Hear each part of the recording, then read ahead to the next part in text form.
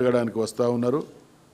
వీటన్నిటిని కూడా హైదరాబాద్ మహానగరంలో జరుగుతున్నటువంటి దాష్టికాలు, తెలంగాణ ప్రజానీకానికి వాళ్ళు చేస్తున్నటువంటి మోసాలు, ఘోరాలు వెరసి వీటన్నిటికీ బదలా తీసుకునేటువంటి అవకాశం వచ్చినటువంటి నియోజకవర్గం జూబ్లీ హిల్స్ నియోజకవర్గం. కాబట్టి 119 నియోజకవర్గాలు అదర్ దెన్ జూబ్లీ హిల్స్ 118 నియోజకవర్గాల్లో ఉన్నటువంటి బాధిత ప్రజల తరఫున జూబ్లీ హిల్స్ నియోజకవర్గ ప్రజానీకానికి చేతులెత్తి మనవి చేస్తూ ఉన్నాం, కాంగ్రెస్ పార్టీకి కర్రు గాల్చి వాత పెట్టాలని.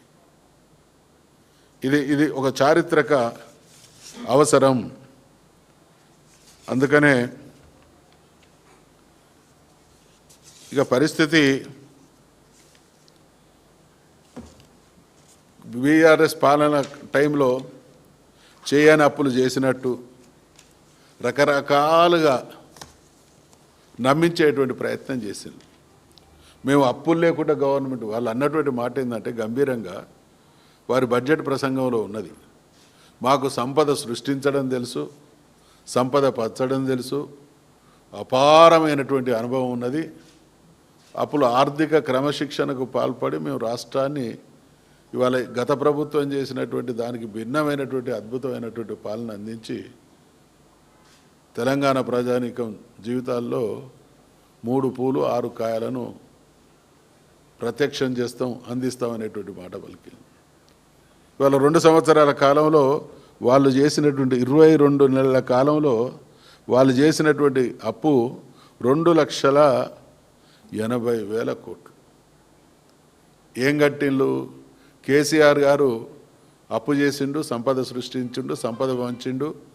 కేసీఆర్ గారు అనేక రకాలైనటువంటి మాన్యుమెంట్స్ చరిత్రలో తరతరాల తెలంగాణ ప్రజానీకానికి సేవలు అందించేటువంటి అద్భుతమైనటువంటి నిర్మాణాలు, ప్రాజెక్టులు నిర్మించిండు.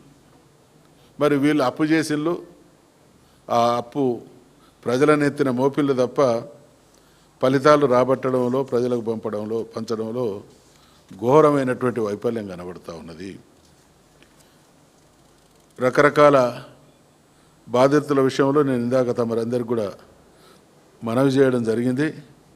ఈయన పాలన ఎట్లున్నది అని అంటే మేము చిన్నప్పుడు పల్లెటూళ్ళల్లో వినేది, ఎవరైనా చేయకూడని పని చేస్తే ఓ సామెత అలవోక అనేది, ఏంద్రవాడు ఇల్లు బీకి పందిరెత్తాడు.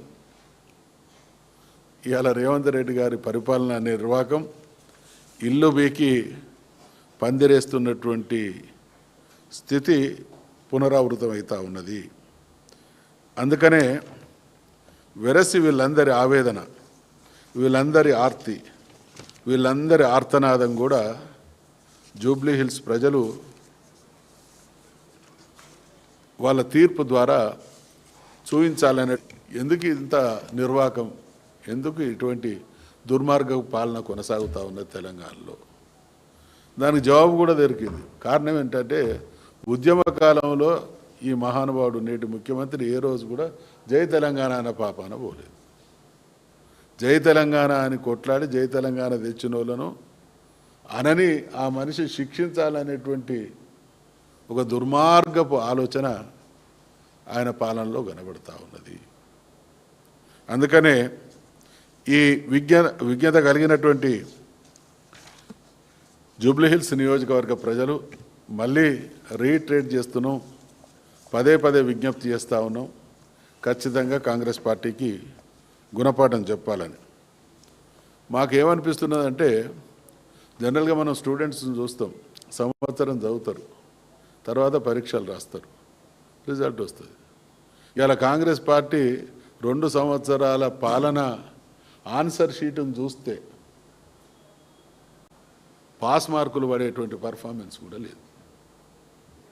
అంటే వీళ్లకు డిపాజిట్ గల్లంతు చేయడమే వీళ్ళ పరిపాలన పట్ల ప్రజలు ఇచ్చేటువంటి గొప్ప తీర్పు.